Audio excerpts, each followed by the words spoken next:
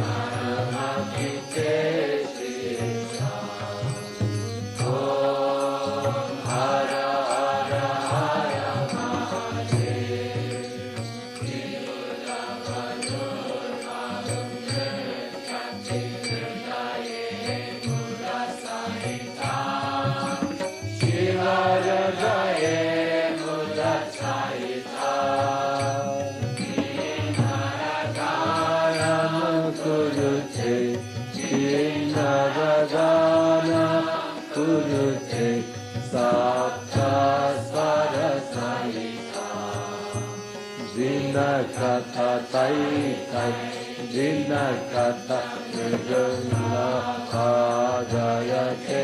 Ini benar kata ni. Vinakata Jayate.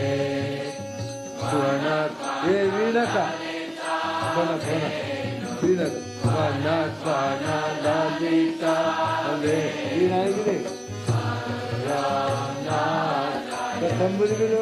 Believe into that dimension swim of the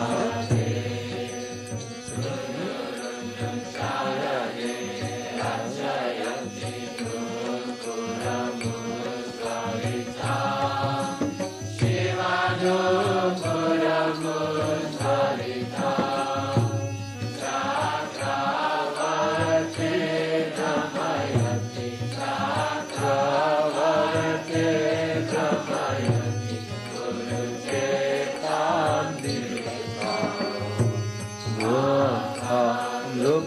Chupa alam chupa chupa jiva salam nadayate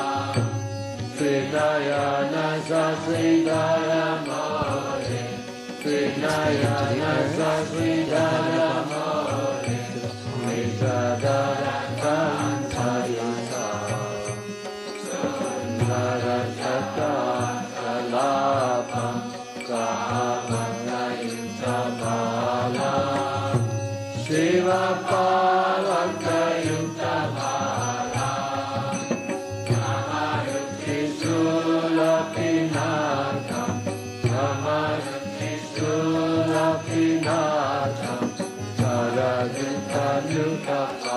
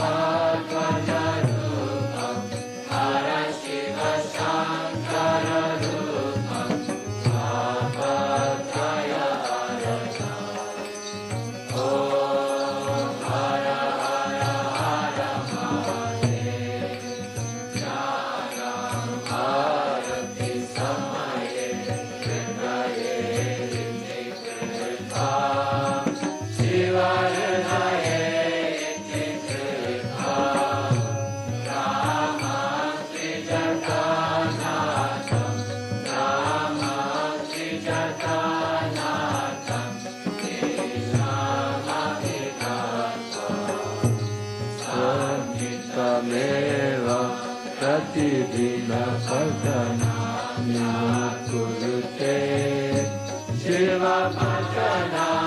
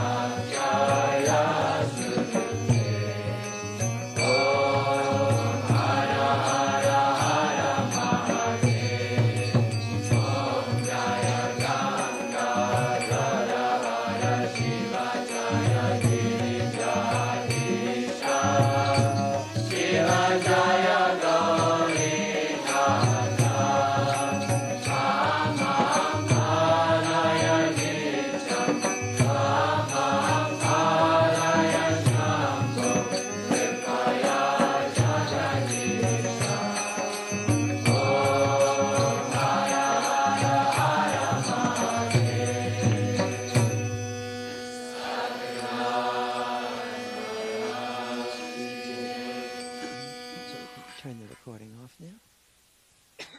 We'll stay focused inside. And we'll focus on the inner guru, the guru in us, who dwells in us as us, who is us.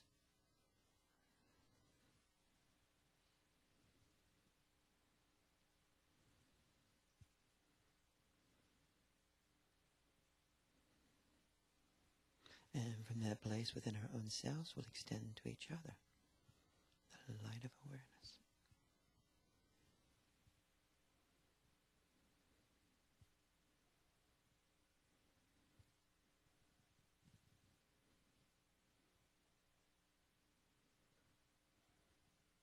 And from that place of the inner guru, we'll extend to the ancestral field.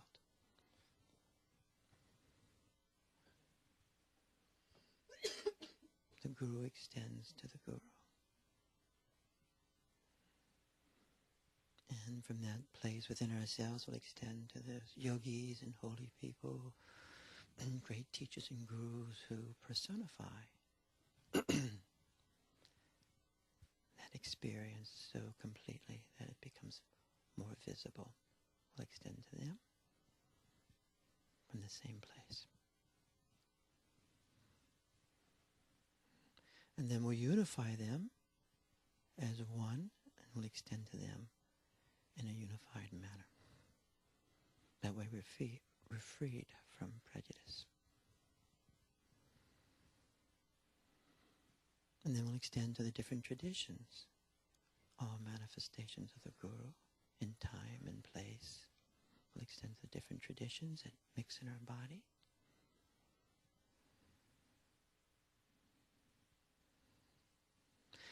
Then again, we'll extend to the guru and its manifestation in the Sambhogakaya realm, symbolic realm, and whoever and whatever that means to you. And then the Manakaya, flesh.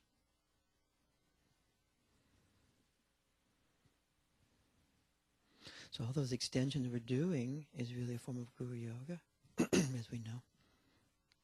And the very essence of the Dzogchen tradition is Guru Yoga.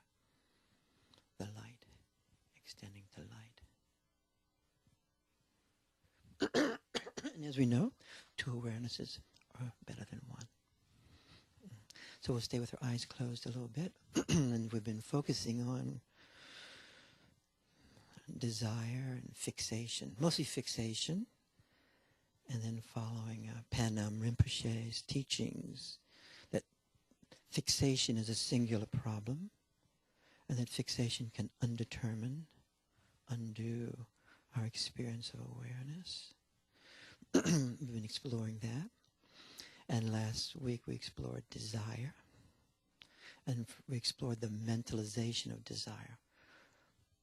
And we're trying to walk the so-called middle path of desire, where it's neither foreclosure, not this and not that, or just playing it here, there, and everywhere without any sense of the situation. Because awareness is always in a situation, here, now, post-death moment, We'll always have situations. And we focused a bit on mentalization. When we locate desire only in the mind, how it really impotents desire and fragments it. And it loses its resource. It loses resonance without being in psyche. And we, of course, equate awareness, primordial awareness, with psyche. And then we focused again on that the manifestation of primordial awareness is the manifestation of desire. And desire is the manifestation of awareness. Just as all experience is the manifestation of luminous awareness. We've explored a lot, too, that desire in the mind alone, when I'm locating desire only in my mind, it becomes a metaphor of hope and hopelessness. And it shifts from being this felt, powerful sense and becomes a metaphor of probability and assessment, probability and evaluation. And desire becomes located as future orientation. And it becomes concealed and lost in time perspective. And the future orientation of hope and its brother hopelessness, its twin,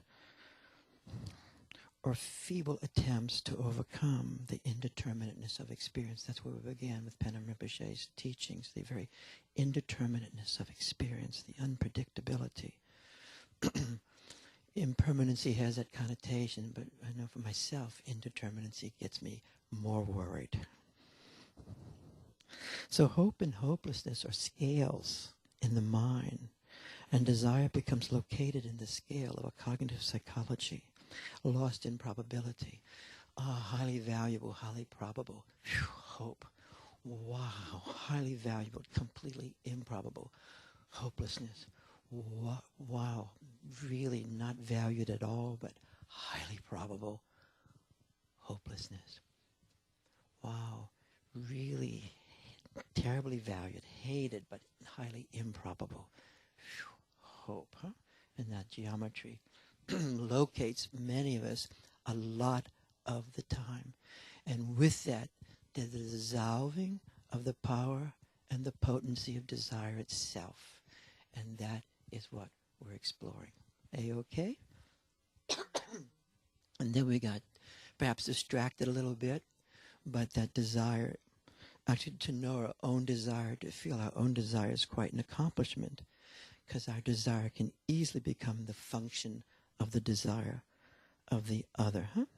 That many times our desire really is marked by the desire of the other, and at times, in certain moments, it's really fantastic that our desire is a function of each other, and at times it really can be a form of the master-slave relationship, not knowing just what we're about. Intrapsychically and systemically, I know I'm going a little fast, the question does arise, is this my desire? Or is this desire of the mother, the father? Is this desire of the institution, which also becomes law? It could be an institutional person or institution itself that also starts having the shades of law. You guys follow what I mean by that? And then, or it could be the desire of Deus itself, God, the deity, interpreted to me by another or by my own generational mind. And again, that can become the law.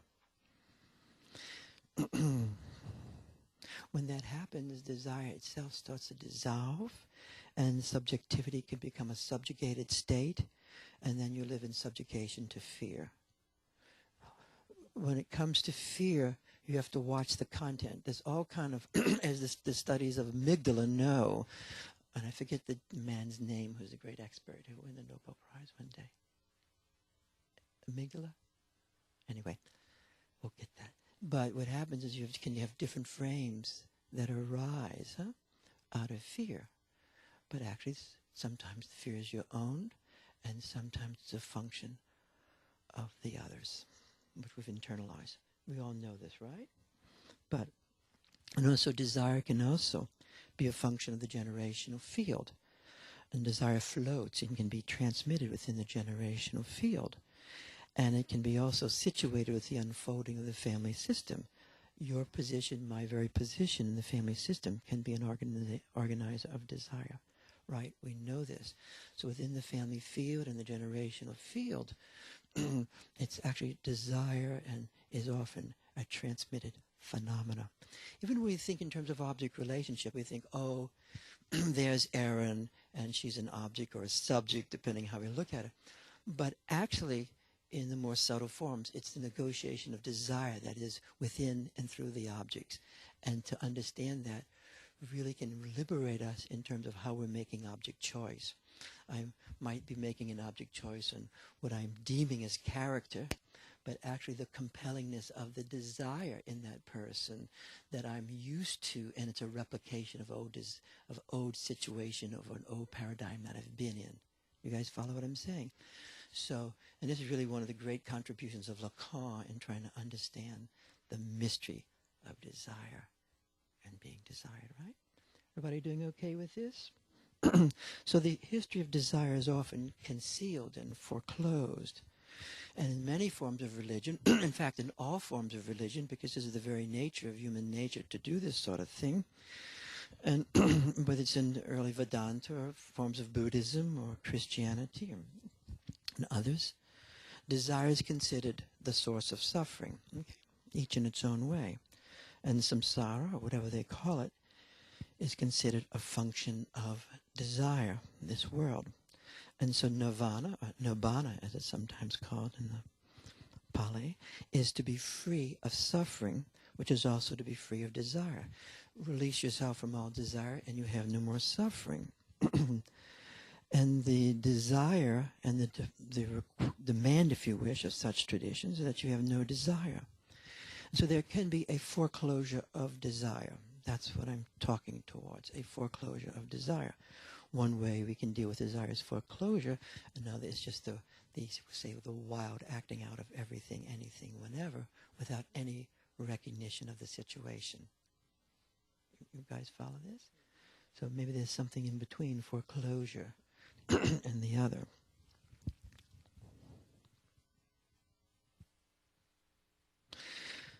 So as the desire and the desire of such traditions, or parts of traditions, or times of those traditions, because they all unfold over time with this issue, there can be a nihilistic injunction, and within this framing, there can be a foreclosing of the experience of primordial awareness itself, since primordial awareness itself is the manifester of desire. This is tricky business. This is tricky business. So, with the foreclosure of the experience of primordial awareness itself, in its range and multidimensionality, and in its experienced luminosity, spaciousness contracts, luminosity dims.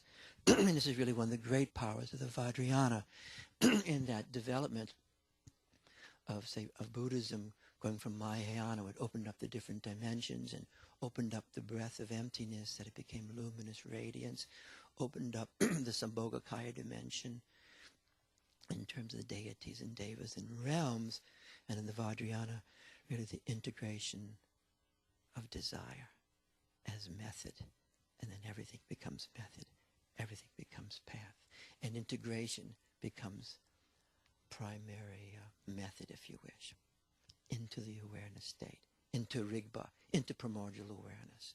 Everything, food for energy and light. Huh? That's why the most primary dissociation is between our mind and awareness. And it definitely happens in the realm of desire. When desire arises, we can dissociate, locate it in the mind alone. And at that point, the resource is getting lost, and we enter into the probability assessment function of hope and hopelessness. And you will see people turning like what's the song? Carmina Burana, huh? Where the goose is on the spigot in between the tearingness of hope and hopelessness. That's why the yogis say, I want to be beyond hope, and I want to be beyond hopelessness. I want to be beyond hope, and I want to be beyond hopelessness. At that point, In releasing yourself from that mental aberration, you're then located in primordial awareness. Huh? In the indeterminateness of primordial awareness, which we'll go into again. That is the rub. That's the rub. But the same indeterminateness is potential space. The same indeterminateness is unbounded awareness. Huh? The same indeterminateness of not knowing what's going to happen next is really liberation. Huh?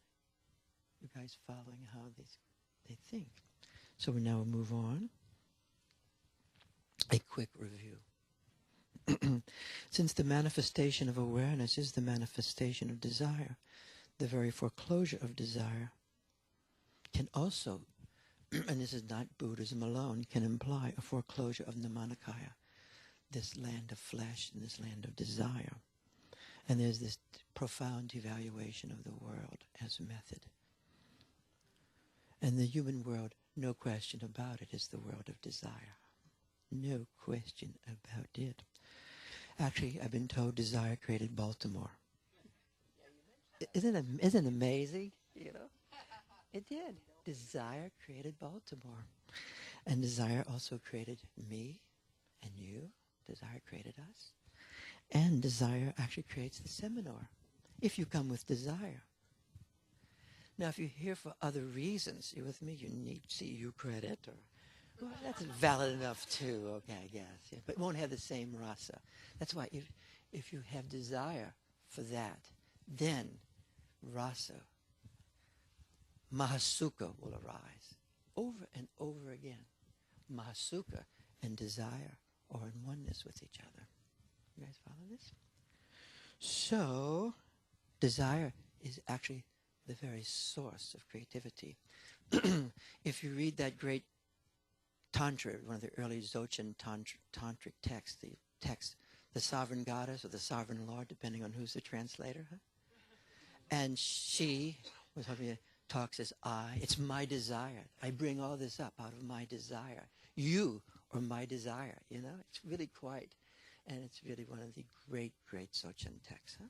Highly recommended. Huh? And she speaks as an I.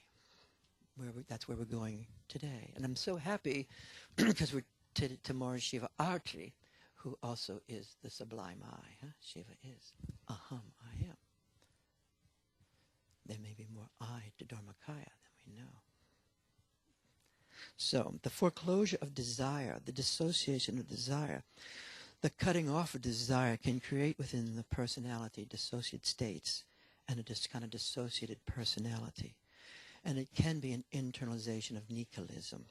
I do not equate emptiness, primordial spaciousness with nihilism, but there's certain connotations of emptiness in certain ways that can be nihilistic, that there's just absolute nothingness. And it's not potential. It's not the potential condition. It's not the radiance, creativity that unfolds everything out of the great compassion. So, and there can be a base of nihilism within one's own self, and there's like a deadness, okay? That cannot be overcome by the mind, but it can be dissolved by primordial awareness.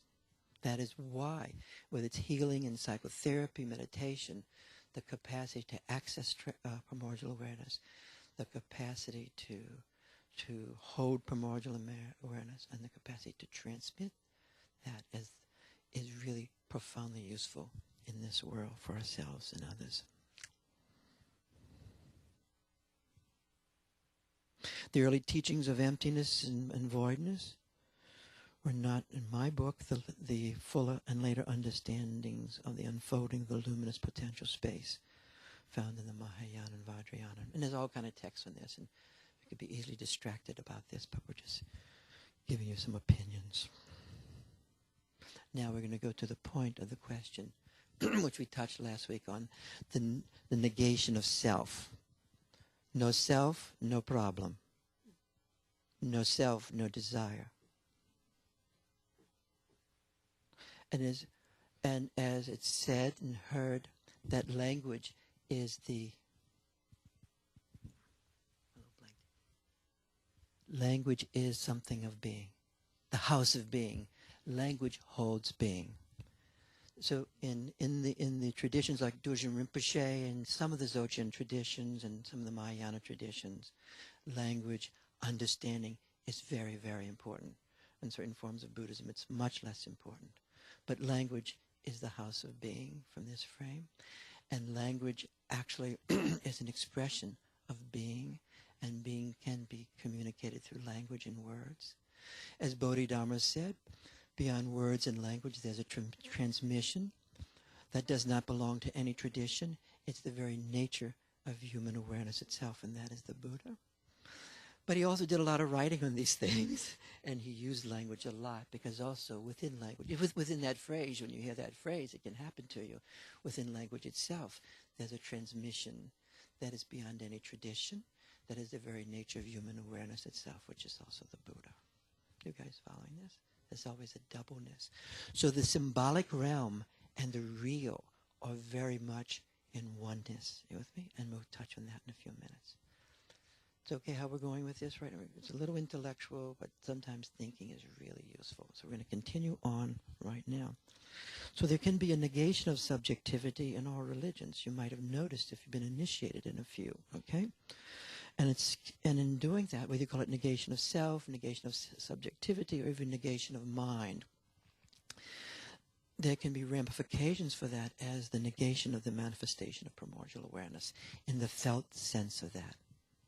You do not have to agree with any of this, but you understand what I'm saying. Raise your hands if that makes some sense to you. You don't have to agree with it. It just passed by, okay? We'll come around it, right? Okay. So, the self as subjectivity is negated. It is negated at times. Not always, not in all cultures, not always in Buddhism, not always in Christianity, and not always in Islam, and not always in Hinduism. But there are certain forms and times that it's negated. Pathologically negated. Huh? There's only one S in my book. There's only one S. That is what we would like to cut through. Little S. And thank you so much. As long as you think your little s is not the S, you're in deep shit. And you're going to locate your little s around your mind. And you will suffer, and you will suffer. You will suffer a death, and you will suffer the desire for oneness, but it may not be attained by you. As you think of yourself as a little s, as a little entity, there's a foreclosure that has to be cut through. That okay, what I'm saying to you? So we'll stay with our awareness state. We'll close our eyes and focus in.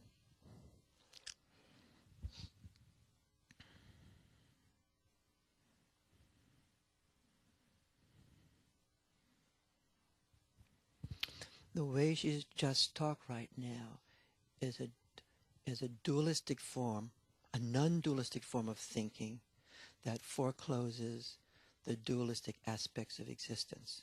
And it solves dualism by getting rid of you. So if there's no you, I'm now in a dualistic state. That's why in these teachings of Dzogchen, as Long Shenpa, who I'm used a lot, as you know, and others, and also from phenomenology, that it's non-dualistic in dualism, and in dualism, non-dualistic. You think? The bliss of samadhi is the bliss of the world, actually, as the Shaivites say. We'll pause for a minute. I know you guys know this, but today's the day before Shiva Arati, so we're enjoying it, I hope. So subjectivity is primordial awareness manifesting within your mind and your body, continuum, as you. My subjectivity, my knowingness, is the manifestation of primordial awareness in this mind-body continuum. My subjectivity is openness.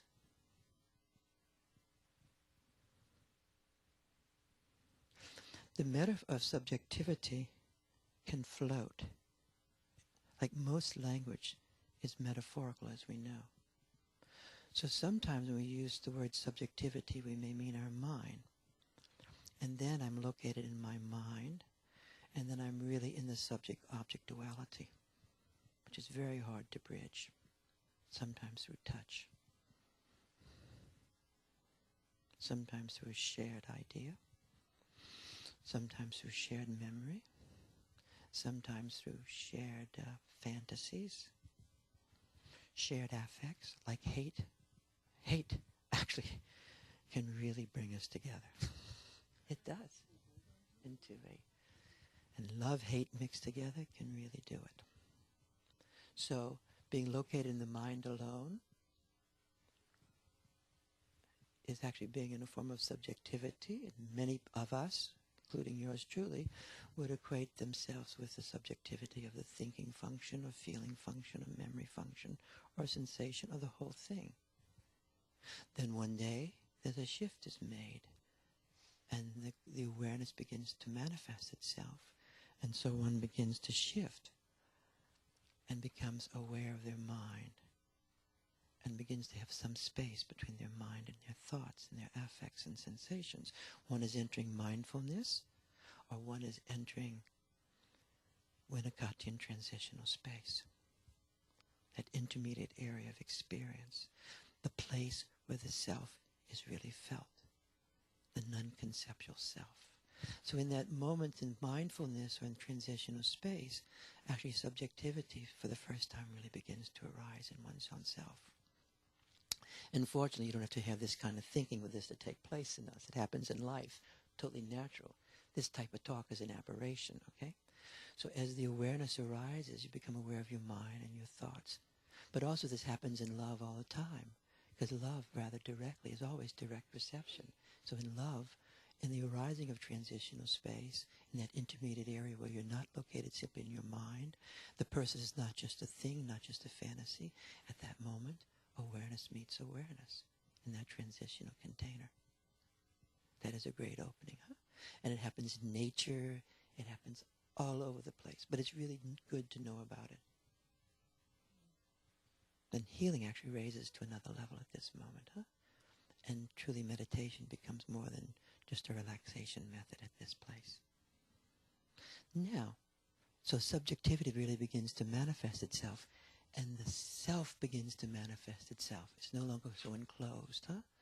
And the self starts to become free from the narrative. Up to this point, you thought you were completely your story. Hopefully you had a good one. At this point, with transitional space, liberation begins, and you start to experience yourself not simply as the narrative. Actually, it's on the space of the transition where the narrative is written. In that space, the narrative is written. You guys follow what I'm saying? So that's where the narrative is written. It is written on the space of the self. That's why it's not far from awareness. That's why awareness actually imbibes the narrative also. That's why through the narrative itself you can get liberation. So back, but I'm going concrete a little bit. So then if you're in awareness of your mind, subjectivity is really dawning on you. You with me? And actually there's more recognition of that in another. You can actually experience that in another. Oneness starts to arise. There's still two of us here, but oneness arises. It's love. What happens when people have love, after a while the mind comes back, history comes back, and starts distorting the purity of the initial experience.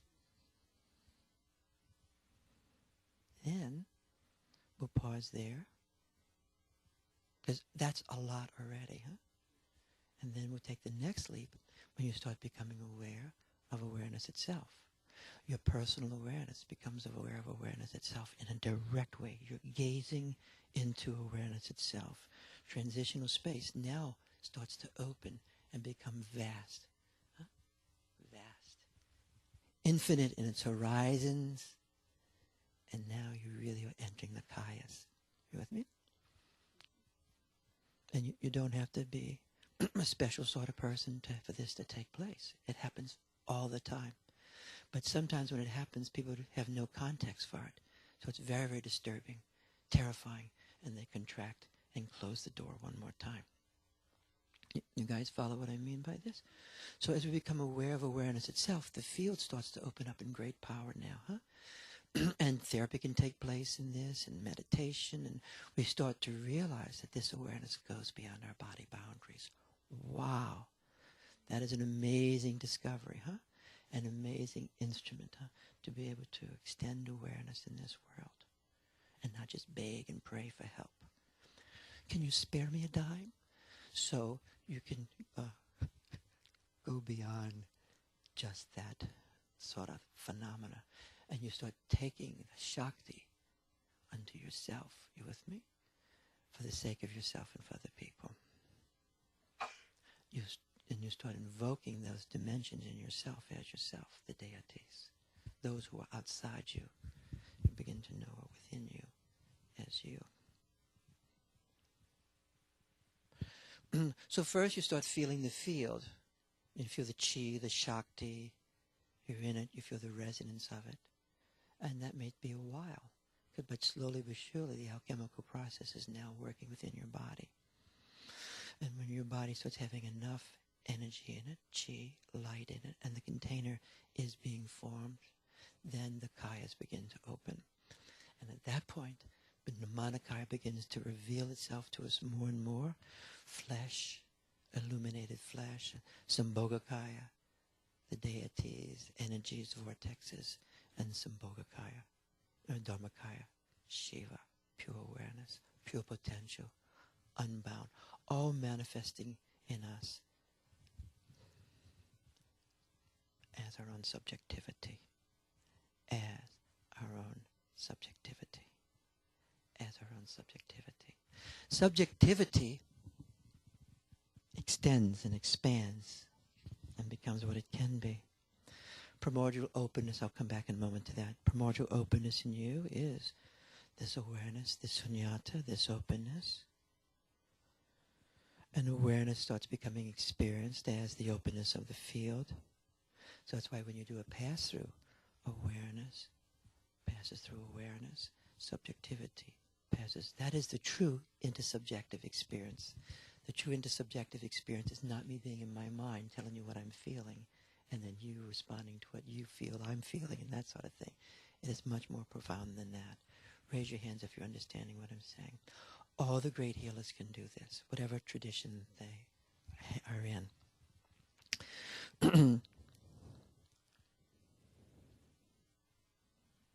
Let me skip some stuff for a moment. Subjectivity is not a thing. And this really is the true brilliancy of the great yogis.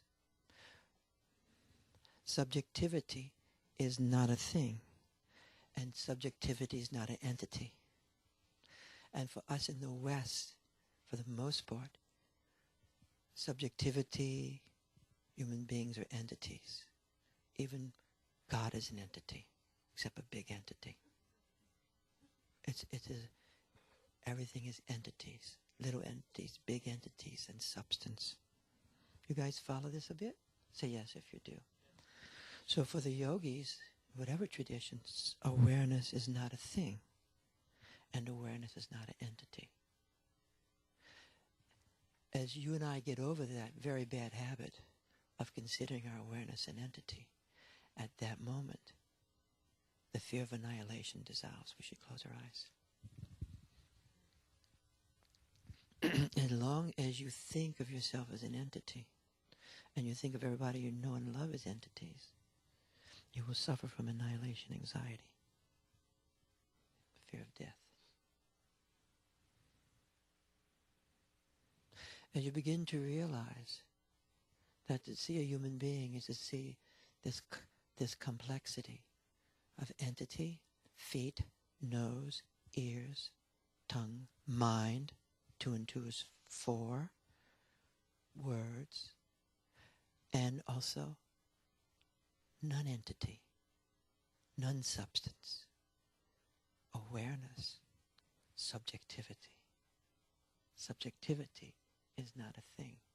That's why when people can make, truly make, it's hard for us to really make subjectivity a thing, but when people can truly make subjectivity a thing by the demonization process, then anything can happen. Genocide never takes place with subjects, only with objects. I'm serious about this. So the question of the thing, I love your thing, I desire your thing. At that moment, a change takes place in subjectivity of my own self. Huh? So we're pausing for a minute because subjectivity is not a thing. And in truth, in this way, the self is not a thing. The self is the Vajrakamara. The self is the Vajrakalaya. And this self manifests in all the different dimensions. Dharmakaya, Sambhogakaya, and Namanakaya. Hang out for a moment.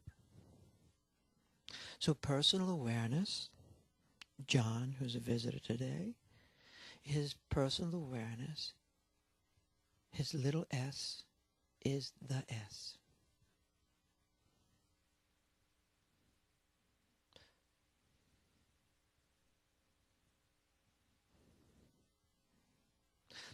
John's body has certain entity qualifications, including decompositing, falling apart, disappearing. Not beyond appearance and disappearance. His mind, too, up to a certain point, to the point of where it is the alaya. And that's a little more complicated. But for aspects of the mind, we'll go to. Mind's going right now. So you guys follow what I'm saying here, okay? So personal awareness is not an entity. Awareness is not an entity. Just because, but you can feel it, because awareness can feel. A human being is both an entity and a non-entity. The mind and body, up to a point, is an entity. And personal awareness is primordial awareness itself. When I become aware of awareness, my personal awareness is becoming aware of awareness. That is Rigpa. It's not someone else's awareness. It's not my mind becoming aware of it, though. I can think it. That's not the same thing as knowing it directly. That is why, at least in some forms of Dzogchen, it's useful to suspend your mind as part of the easy methodology, and eventually you just do it. Same in Mahamudra, where you suspend your mind, you become aware of awareness.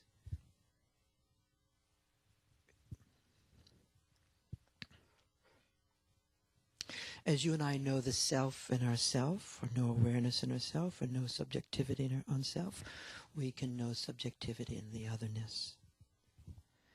And then this itself is becoming aware of awareness. That's why this world is really helpful.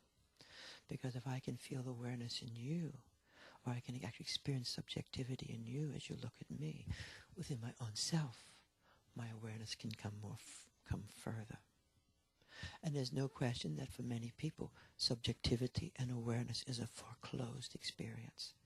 It's there latently, but it's not experienced. You know, it's foreclosed. It's foreclosed.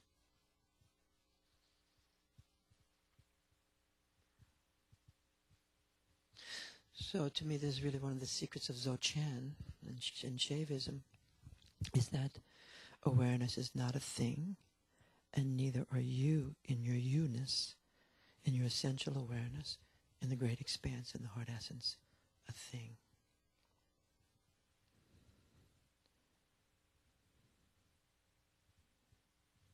We're going to pause again for a moment. That is what they mean by the Vajrakalaya, the Vajrakamara, undying, unborn, the manifestation of primordial awareness in myself. And in that feeling, that starts off as resonance, and then it becomes the phenomenon of oneness. No inside, no outside, no inner perception as different than the outer perception. That is cut through. The field of eminence becomes our own eminence. That's why this is not a transcendental talk. You with me? This is not out of here, out of there. It's quite the opposite. Completely eminent. There's no way to transcend an eminence. That's why divinity is completely eminent. And the kayas are eminent, and awareness is this field of eminence, unbound, unbound. That's why it's completely close. And methods that may have been useful years and centuries ago may not be so useful anymore. That's a prejudice I have. And so we're trying to move into relational ways, because we're always surrounded by lots and lots of people. So the day of the cave frame may not be so useful. You know? I really mean that. You follow what I'm saying? And how to understand mantra. It's not that it's not powerful, but how to understand it and how to understand some of these understandings actually do have different connotations at different times in different centuries and different places. Théo de Chardin wrote very beautifully about this. The hermeneutic philosophers write very beautiful about this. The unfolding of consciousness, different places. So desire. So the guide to desire would be, desire must be held within the field. So more often than not, there's a split between awareness, and it gets located easily in our mind alone. So the practice is really being in the field and experiencing desire within the field, whatever desire it is.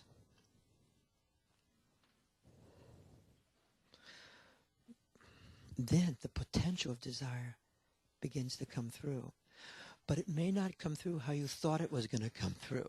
It may not manifest how you thought it was going to manifest. It may not manifest through the object of desire, what you were focusing on. The object of desire is not completely central to desire.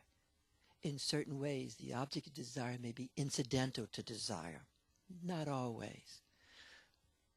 But as you hold desire in the field, as you hold desire in the potentiality of the different dimensions, the Manakaya, Sambhogakaya, and Dharmakaya, then it can be infused and more highly activated. You follow what I mean by this? If it's only in your mind, you will suffer. You will suffer. Hope, then hopelessness, and hope and hopelessness back and forth. Sometimes depending on completely irrelevant events that are taking place that have nothing to do with your goal. We'll come back in a moment. So, almost done. You can conceive of desire having 4 levels, just like mantra has 4 levels and speech has 4 levels. As it manifests from very subtle, becomes stronger, more fuller, can even go through a symbolic dimension, and then a possibility of it entering into some form of action.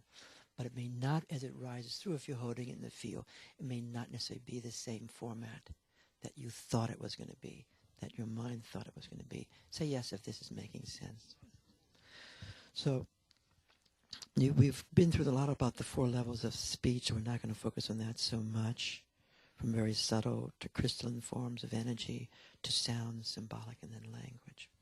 We're going to take it to the next step, because we're going hopefully more subtle, where desire is the manifestation of the elements. So out of primordial awareness, in the Sambhogakaya dimension, the elements begin to arise, right? And as the ancients, and fire, water, air, to use those metaphors, the colors, the light, the rainbow body begins, the dakinis, which are the elements, begin to all arise. And it's out of that arising of the elements that desire is formed. Because desire forms us and forms this world. And desire is creativity. You guys follow it? out of the elements. So the elements start to manifest, and so yogis get very, very acquainted with the elements. So in your in meditation, as things move ahead for you, the elements become more apparent, more felt, more known, and more loved, okay, and more trusted, okay, at the level of elements. And in a conjoined and action form for the benefit of human beings and beings in the co-emergent experience. So the co-emergent experience is a manifestation of the elements, arising within us, between us. And it's always co-emergent. It's just not arising in me in kind of some solipsistic place. I may feel it's solipsistic, but it also always is in a field of this world. All this takes place in the world. It's always in this world. Whether it's the world of the earth, the world of Sambhogakaya, I am in the world. I came out of the world. I am a being in the world. There is no way that I'm not a being in the world, and there's no way that is ever arising in me will not have some influence on you. And the more subtle you are, the more you have direct experience of that which is taking place in me, for good or not so good. Because some people are so sensitive, their vase isn't strong enough yet, and they suffer a lot from unbound impingement. Raise your hand if this is making sense, okay? So we're going through now desire as the realm of the elements. And that's why a lot of the yogic practices are really useful for dealing with the elements, okay? The mythologies, Dromanagmo, Kurukule, Yeshitogo, the lion-faced Dakini, to name a few, the white tower, to name one. They actually are dealing with the elements over and over again, and through the use of metaphor. As you enter that dimension, as you enter that, and as you become that, you or become more experientially acquainted with the elements. And most every one of these texts are dealing in an explicit or subtle way with the elements over and over again. And I'm not saying it's only the Dzogchen text, but a lot of the texts from a lot of different traditions do this. You guys follow what I'm saying right now? Now, that's an infomercial for Doi text. Okay. Desire is a configuration of the field. It also configurates our fields, right? It does configurate at the Nirmanakaya level and Sambhogakaya. Certain things are felt in the field, And as the field configurates, it also can configurate my mind and can be split off from embodiment.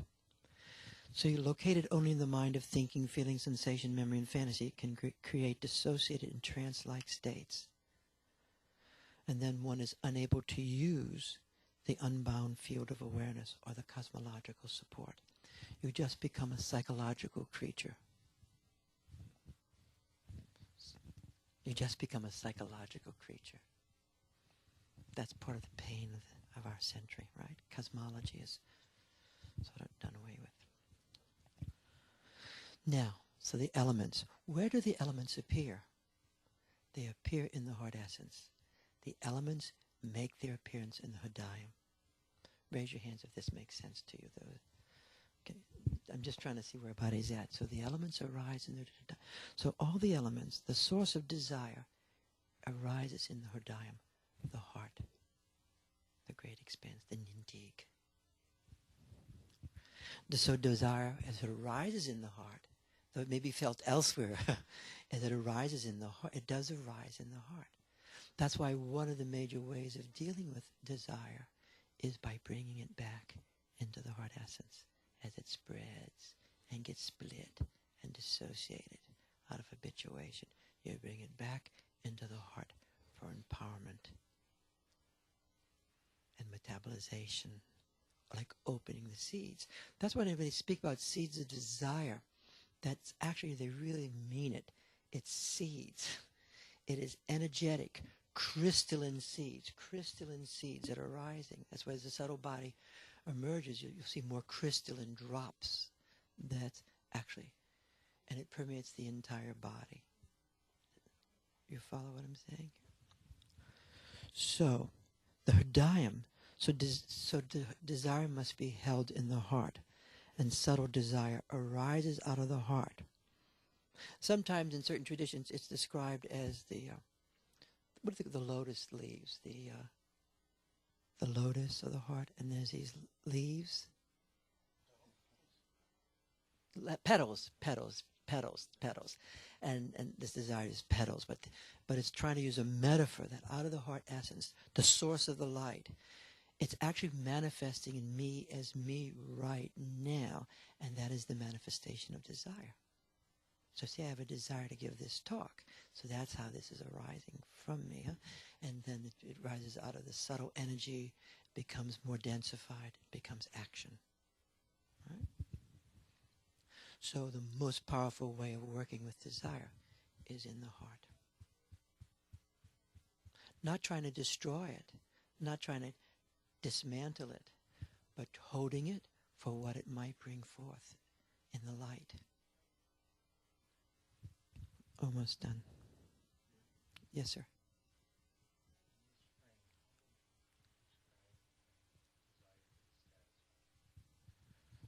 Because in this frame it is satisfied. Whenever you have desire in the heart, the sense of completion arises. Because of essence, it is the great compassion and the great perfection is better said to be the great completeness. So with the sense of lack does not arise. Action arises, but the persecution of lack does not arise. Good question. Stay in awareness. There's a couple of papers that are really well done because of the editors on the journal. One, the one you did, and then one you did with Aaron, okay? And it's on sublimation as the expansion of the light. That is ultimately a paper on desire and the expansion of the light and what that means. It is not a discussion of lack. It is not a discussion of craving. In the heart essence, as you hold desire in the heart essence,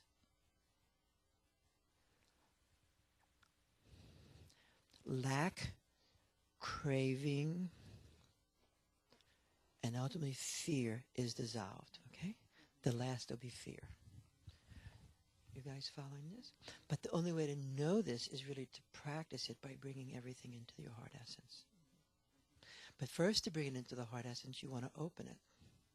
If it's a closed door, nothing's going to happen.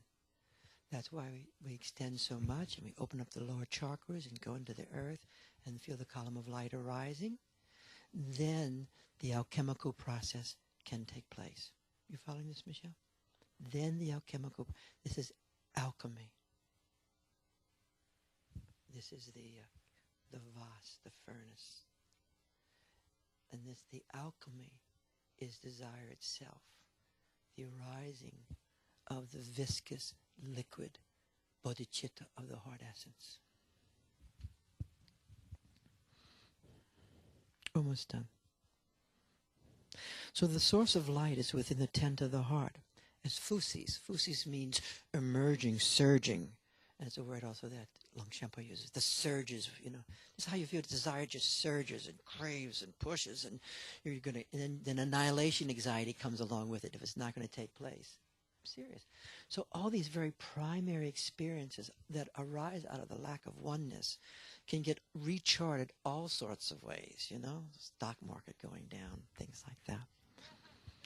So as phusis, P-H-U-S-I-S, the emerging luminous energy of primordial awareness manifests, this manifestation is arising from the heart of the great expanse. And within the heart, the elements manifest in a dynamic orientation, in resonance, and taking shape of psyche. So out of the arising in the heart essence, psyche is formed more and more. The Vajra Vas body is formed. So if you've been sitting a long time and visiting different great yogis and having empowerments, the Vajravas body gets stronger and stronger in you. Psyche gets stronger and stronger in you. The alchemical process becomes stronger and more powerful.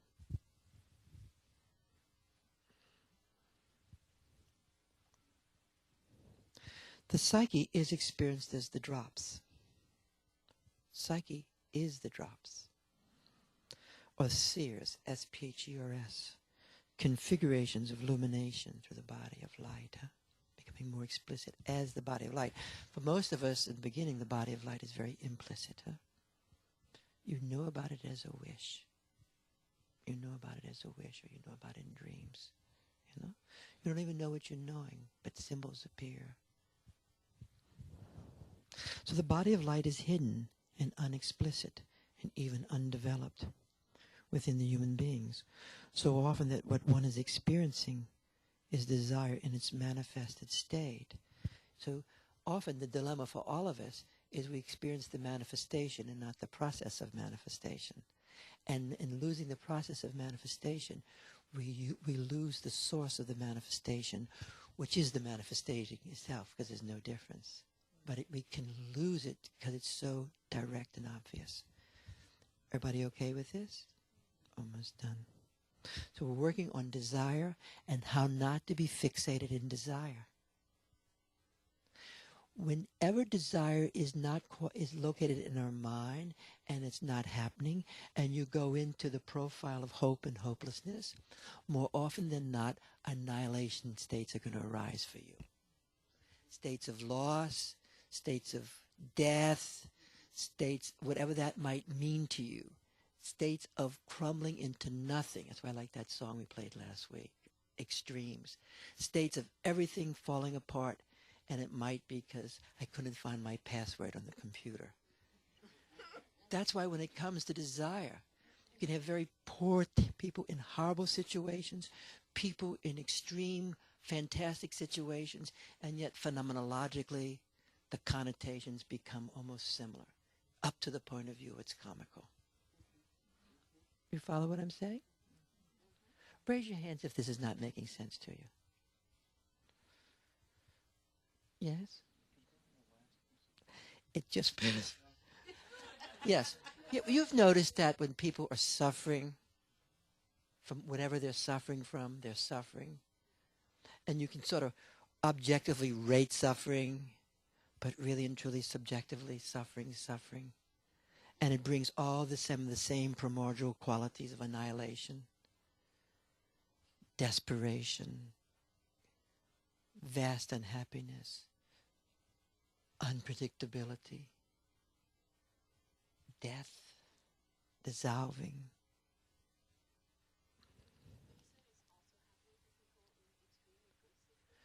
Yes, it happens to people in extremely good situations.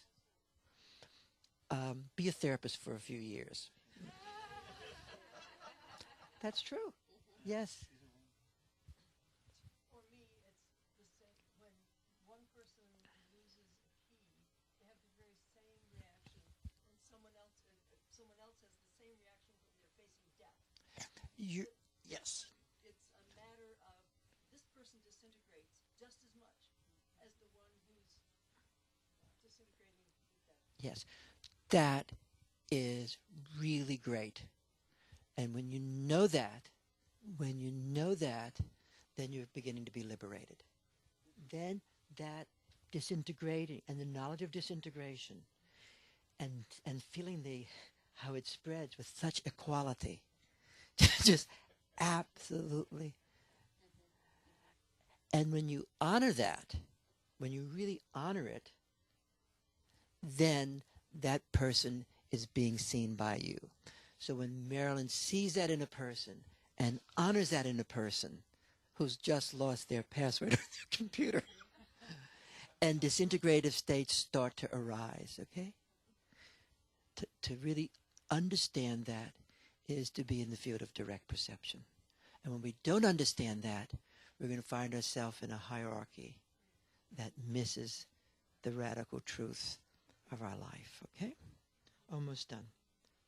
So, desire is not the transmission of desire through the heart essence of the great expanse. Desire is not unlike the subtle alchemical substance which brings forth experience and actions. The subtle alchemical configurations of light, crystalline light. Actually, this dimension is the dimension of crystalline light. Now, I have some people read some of their experiences sometimes, and I really appreciate people starting to think about writing. The crystalline light crystalline drops, crystalline sheaths, which are knowingness, luminous, viscous knowingness, permeating the mind and embodiment and configuring experience for us. So subjectivity, sorry to be so long today. Next week we'll just work experientially, okay? Subjectivity is not a thing. Awareness is not a thing. Subjectivity is primordial openness. It is the openness of Dasan, what Heidegger. It's the openness of primordial awareness, embodying herself. Sambhogakaya dimension, vortexes, archetypical powers, call it what you will, and embodying herself as flesh. Flesh, okay? It is potentiality becoming actualities. That's why Dharmakaya, as they say, it is and is not. What does that mean? It's not just ambivalent, and it doesn't have the language of potentiality like it might, okay? That's why great Dzogchen masters like Namkhe Norbo will speak about it. The potential of the condition is the Dharmakaya. So potentiality begins, which is unformulated, unfixed, and wildly unpredictable, starts manifesting itself, creating and manifesting it. That's why actually life is rather wild and unpredictable. So the potential condition, or the conditions of potentiality manifesting ourselves as both the archetypical and Namanikaya. For the West, subjectivity was a thing, an entity. Human beings are entities. But you want to give up thinking about yourself as an entity. Don't want to think about Aaron as an entity. We can see entity, but we want to see through the entity. And God is the entity, right? God is the big entity. For the West has been preoccupied also with universal forms and universals and substance as things, and a kind of thing language with rules, and yet beyond the language rules is this phenomena coming through. It's the symbolic function. So the symbolic function in these traditions are not a function of my mind. It's not just imagination. The symbolic function is actually awareness itself, beyond the mind, before mind, pre-reflective, manifesting itself as deities, as these figures, as these dimensions that we can enter into. That's why I'm a multidimensional person, and it's not just figments of the imagination on a good day. Do you follow what I'm saying? The symbolic function is a dimension of reality. So desire itself is manifested in this discourse of things or not things. The poorly used term ego refers ultimately to subjectivity. The poor word ego has been, you couldn't get here if you didn't have an ego. You couldn't walk up the steps. When we try to get rid of the ego, what does that mean? Certain forms of narcissism, that's a thing that really can block us, right? So love is, okay, so desire, okay, let's skip it. So love is not a thing, or, let me skip that. I just want to say one thing about Meister Eckhart before we end this today. So to me, Meister Eckhart was the greatest of the Christian theologians. And Meister Eckhart was a true bodhisattva. 13th century he was born, like a lot of great yogis for some reason were in the 12th century, Longchenpa to name one, a lot of others in Kayuga traditions. 12th century was a very powerful century, consolidation of knowledge. Anyway, Meister Eckhart was a great, great theologian. He was also a great preacher, and he actually shared a room in Paris with the head of the Inquisition. They both were Dominicans, okay? So, and he begins giving these talks about God beyond God. And it became his preoccupation was to have people go beyond God and go beyond the God of the desert tradition, that beyond Yahweh or beyond the Father, you with me, is in fact divinity itself, that is that is, in our words, the Dharmakaya or Shiva. Are you with me? And that the gods were, as we use the gods, were transducers. Like the Tathagata is an intermediary. But one of the names for Buddha, Tagatas, or intermediaries. Or Indra was an intermediary. Or in the desert traditions, the Son of Man, very powerful, is an intermediary between between the God that is just pure potential. Anyway, he really was a very brave person. And his stuff is really great. With that, we'll end our discussion for today on desire. We'll close our eyes for a few minutes.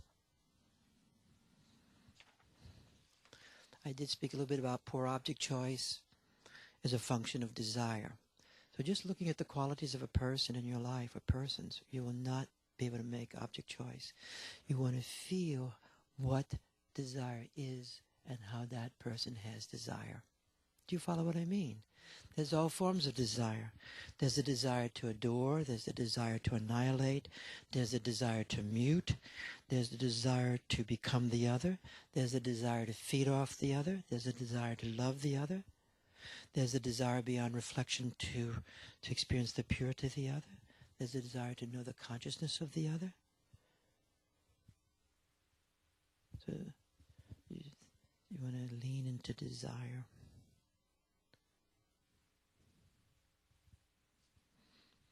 We'll close our eyes for a moment. We'll focus in.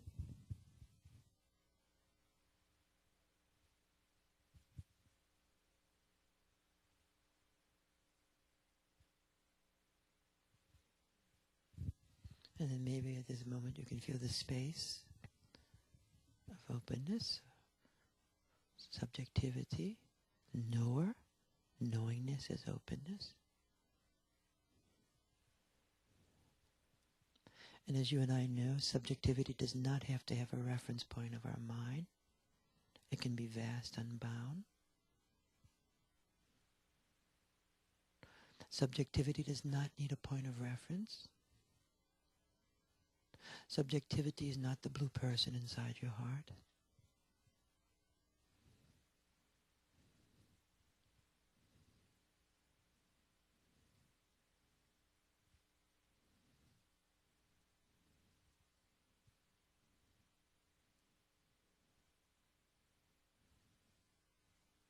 Subjectivity can be the blue person in your heart, and subjectivity can actually be your mind and body.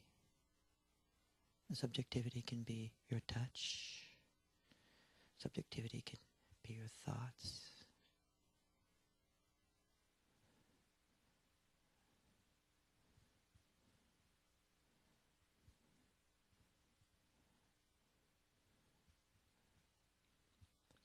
Subjectivity is process, pure process, the manifestation in time and space.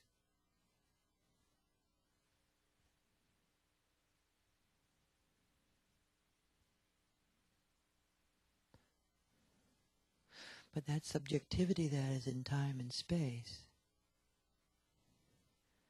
is also timeless awareness that's in time and space. That is, right at that point is the mystery of subjectivity, timeless awareness in time and space. In Christian terms, that is the mystery of the incarnation. It is the mystery of the anima mystic world, timeless awareness in time and space.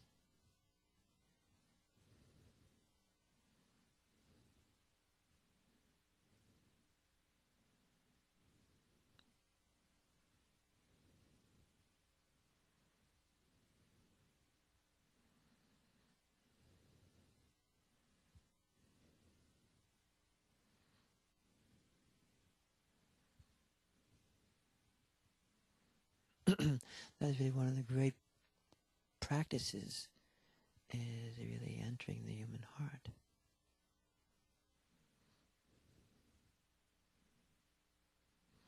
Not just your heart. And not just the heart of the masters. Because in this understanding, you cut that polarity.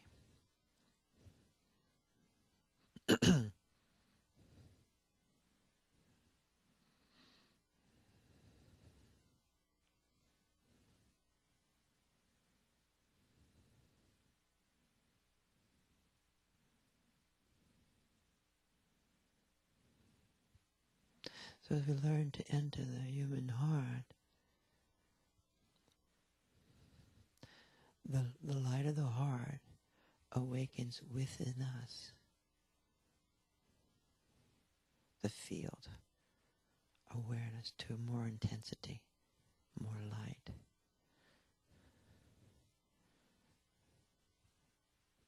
What Goethe had said as he was dying, more light, more light, more light.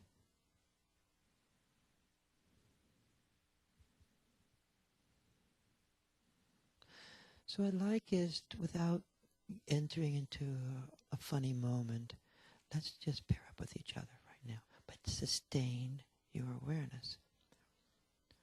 Entering awareness is one thing. We can all do that. Sustaining it is something else. So that's why awareness is not simply stillness. It is also movement. So I'd like us just to pair up with someone right now, without just same place. Remain in the same place. Remain in the same place and pair up. Just pair up, two. And if you don't want to pair up, you don't have to. If you're a visitor, you should pair up with someone who's been around here for some time. That's David. You should pair up with somebody, and John, you're not a visitor. You've been here a long time. Okay.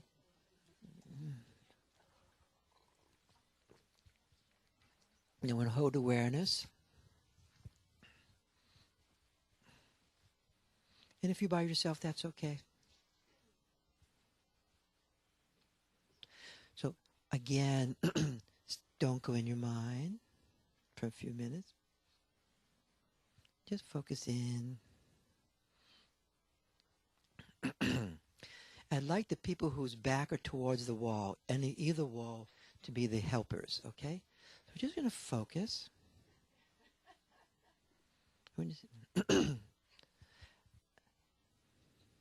So let's just extend to each other.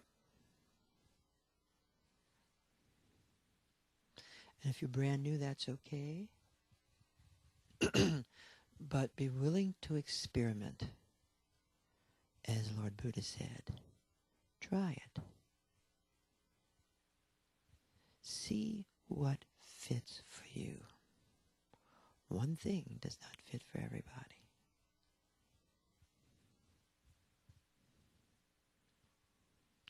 This is not a moral discourse. It's an experimental. Then place your hands under the person's ears. If you're the helper, you're going to place your hands under the person's ears, which is clairvoyant points. Clairvoyant points don't mean you can read other people's minds. It's more powerful than that. It helps open that you can see the light in appearance. And just leave your hands there, and then the little helpers feel the energy in your chest. And then extend to people who are on the right to the left of you, the therapists or helpers. Extend to the right and the left. Become activated. Extend your body into the earth and up to the heavens. Feel the energy coming through your hands.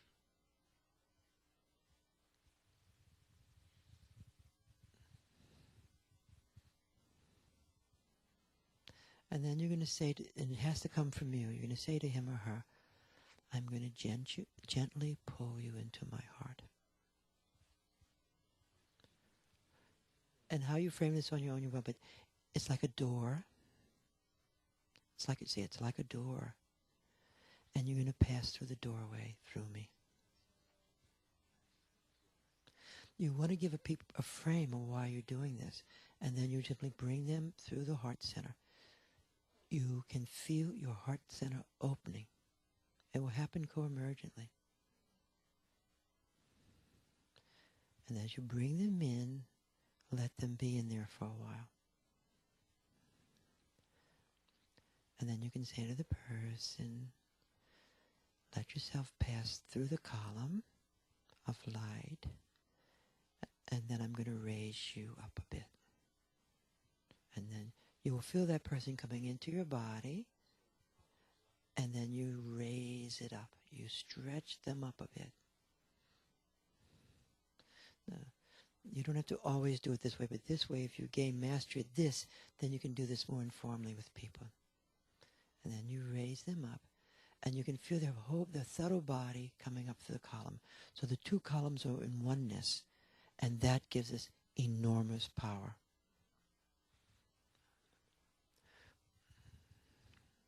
In the adolescent days of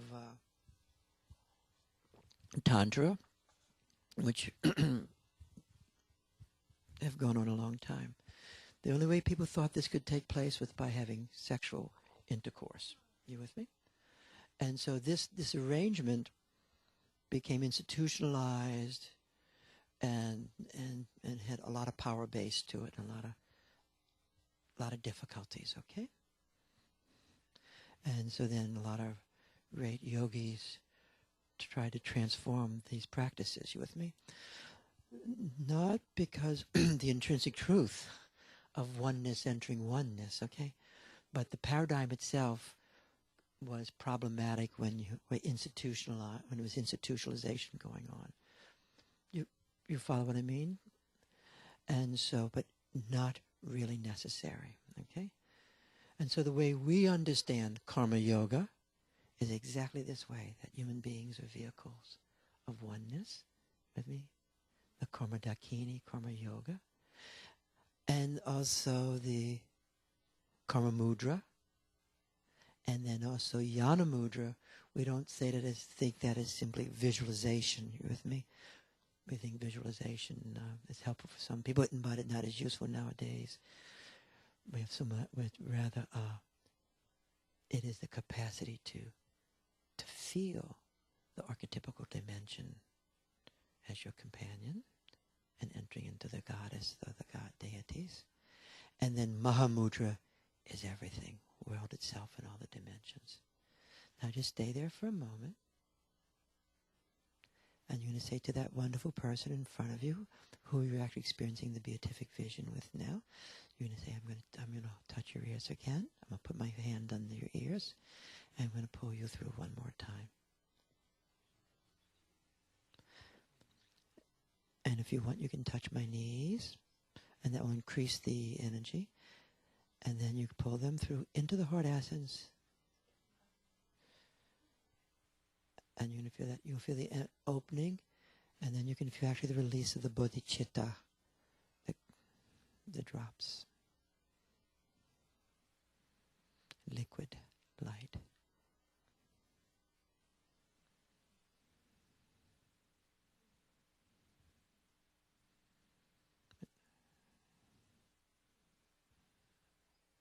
And then you raise the person up through the body form. Just feel them raising up through the column, the earth. And you will also feel the energy going for that person deeper into the earth. You'll feel it going up into the sky, through the heart, and into the earth. That all happens rather automatically. Of course, if you think you're the only person who can do this, you're in a delusion.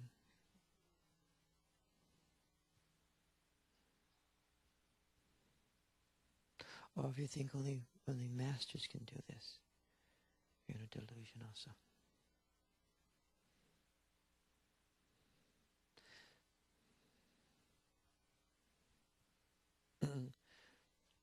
It is true, some people can emanate into one person, and that's how they think about the Buddhas, which some can do one, but one of the great yogis could do, thousands, and earth itself. So emanation is very powerful, and we're all learning to be better emanators, right?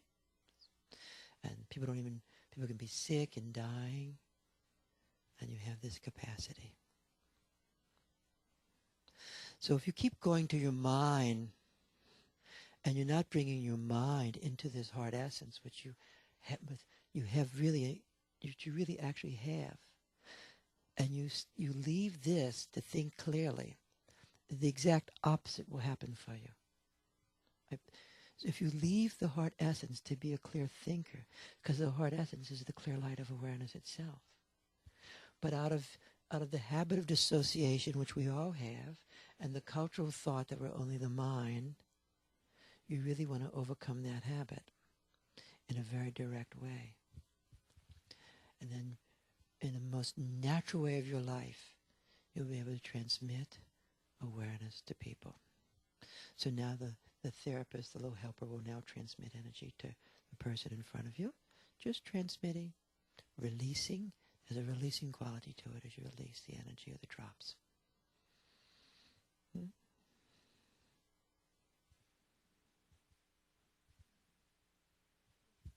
And now we're going to do one more thing. The therapist or helper, little helper, is going to open their mouth, and you're going to enter the breathless breath. And you're going to focus that on the person's heart.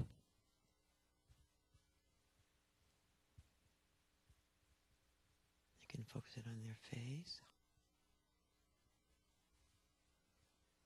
And you can focus it on the dantian.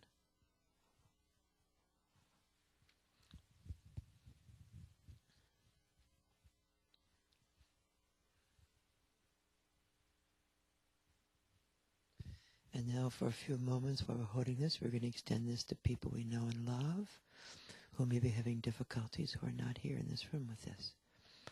But of course,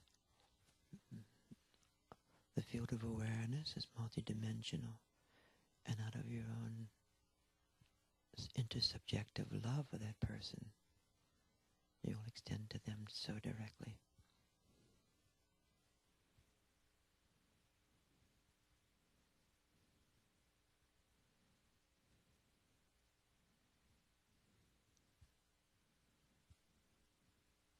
Releasing the heart essence.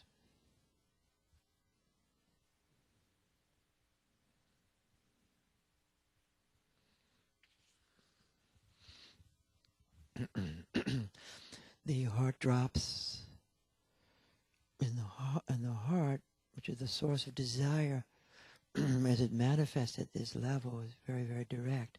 As it gets transformed in the mind, there can be some cutoff between the two dimensions, which is really only one dimension. That's why we're practicing all the time, integrating our mind into the awareness state.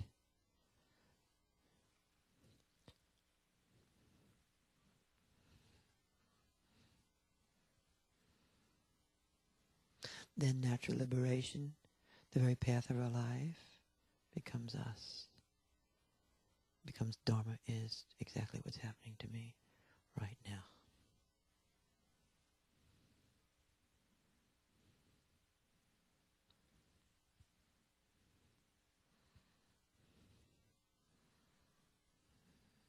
And sometimes you want to pull your mind into the heart essence.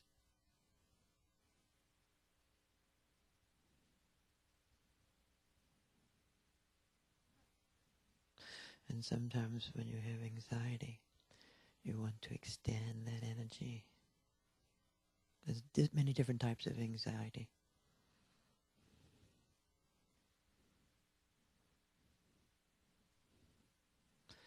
But you want to extend the energy down the front of your body, down to the dantian,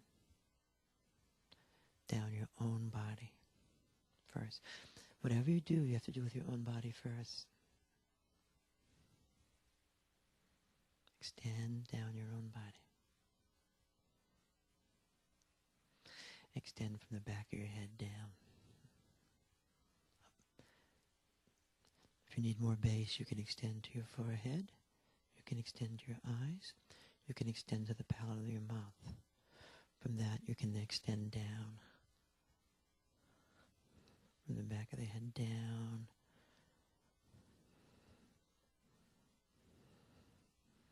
to the dantian.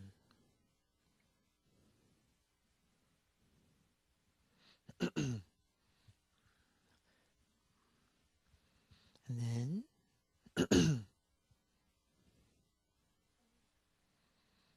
you want to gaze, the therapist want to gaze into the person you're working with. From your heart, you gaze up to your eyes, connecting those channels. Let yourself gaze like the moon into him or her.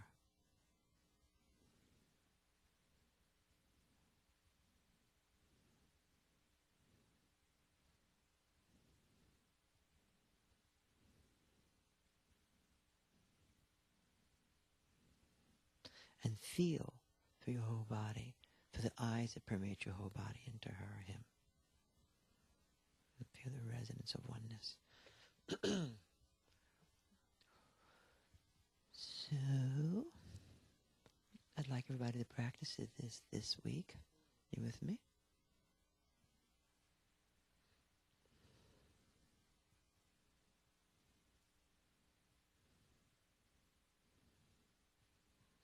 But when you practice it, don't think about it as a practice.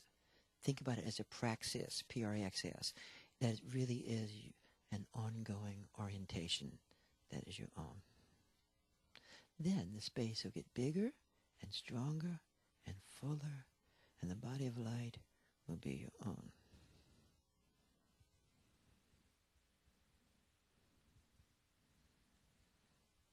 And then we can honor for a moment the Primordial Guru.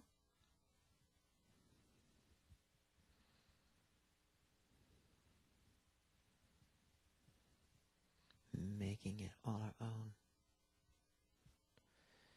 This is not netty, netty, netty. It's more like, yep, yep, yep. Now we'll start to end up right now. And then I'm going to have people like we always do to share a few experiences and really make it just stick to what just took place, okay?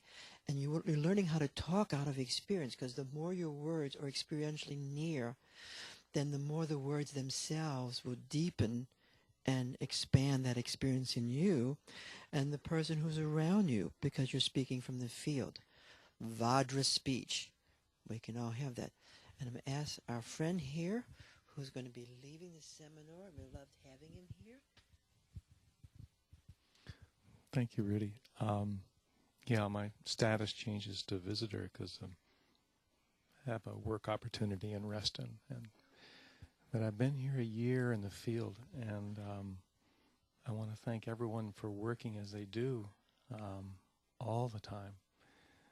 There's really nothing better, and this past year has had its difficulties and it's had its beauty, but the field has been there to support me and heal me and strengthen me, and whole new things have opened up that I'm so grateful for. So my experience today has been one of gratitude. And I'm here with my old pal Dan. We got history, and I just love you. I love you all. Thank you. And you know, I'm trying to work out guest status. Because it's so sealed, and I love it being sealed, but we'd love you to come back when you can. We're trying to have some form of guest status here. I'm sure you figured it. You figured out the journal. You'll figure out the guest. Take a few years, but we can work it. Thank you so much. I love having you come back. Now we're just going to. I'd like to pass it to someone, the lady next to you, whoever that person is. Now, you were a client. Just describe your experience as a client, please. We're just going to focus on clients today. Well, I feel like Jeff and I have almost an immediate connection, and that there is the co-emergent experience. And then when he was bringing me into his heart, there was that sense of going into that primordial,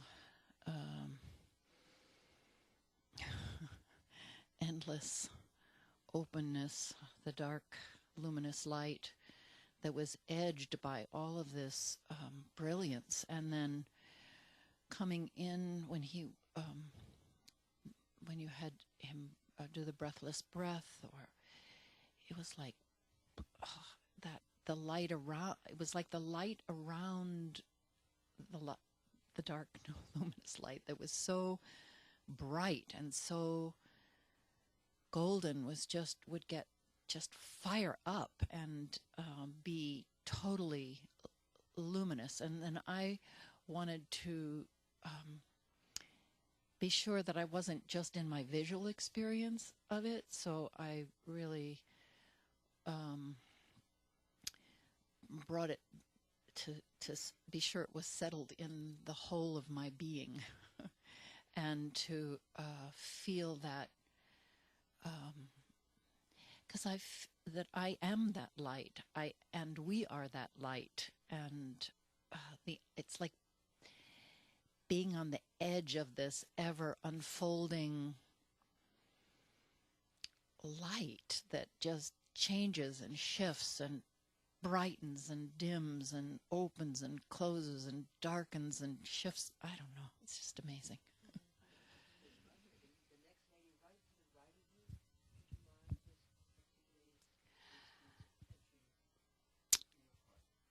Well, this was very powerful. Of course, it was, for me, it was a solid vertical experience.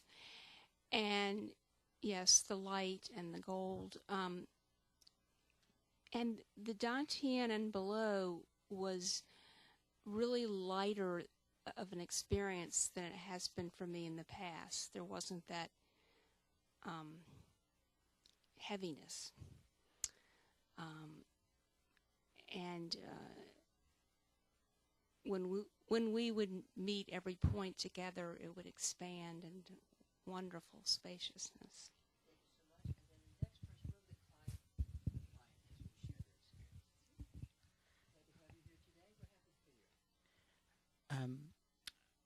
It was stable.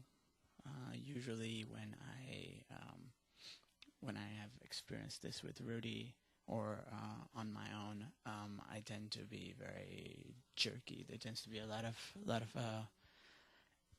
action, particularly in the back of my spine. And working with Lynn today, I found that while the sort of intensity of the experience didn't dim my capacity to hold it and to be aware of it and to experience it was stronger.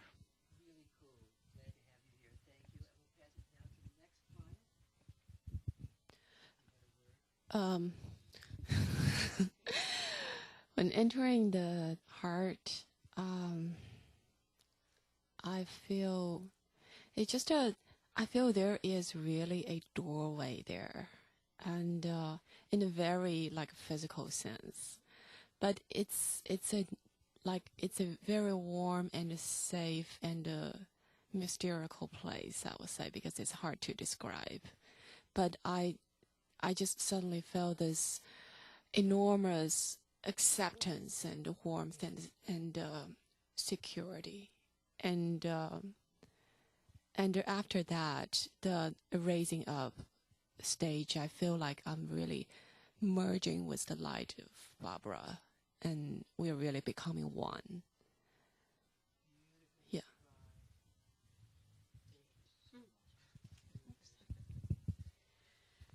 Oh, I've just experienced such a powerful connection with Fran, and the joining of our columns was just shot. I felt sort of this luminous light right up together, and magnification and amplification that was very powerful for me. And then I felt a really extraordinary heat right out of my back, sort of extending from my neck and shoulders downward.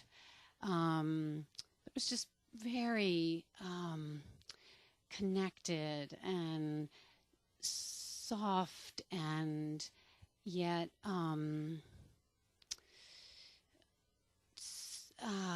so luminous and so powerful for me. And as Fran, we began the breathless breath, and entering into that, I felt such a was almost like these powerful, and my body just started wavy gravy.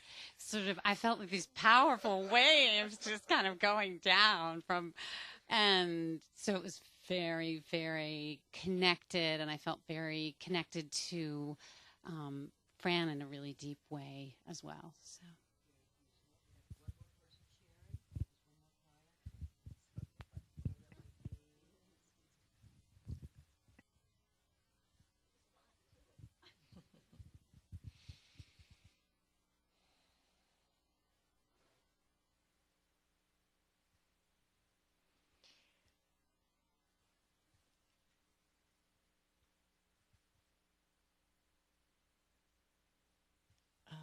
When he brought me through the heart, I felt like I was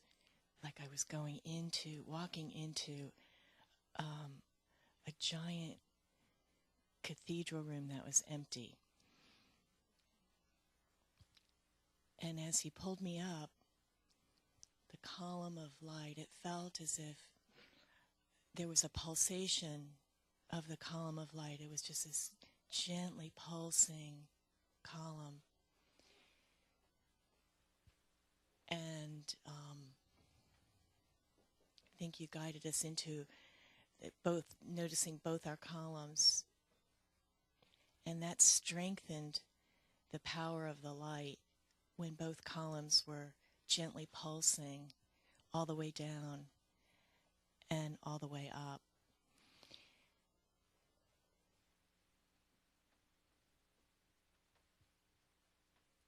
Great, thanks so much. We're going to start to end up now. We can rub our hands together.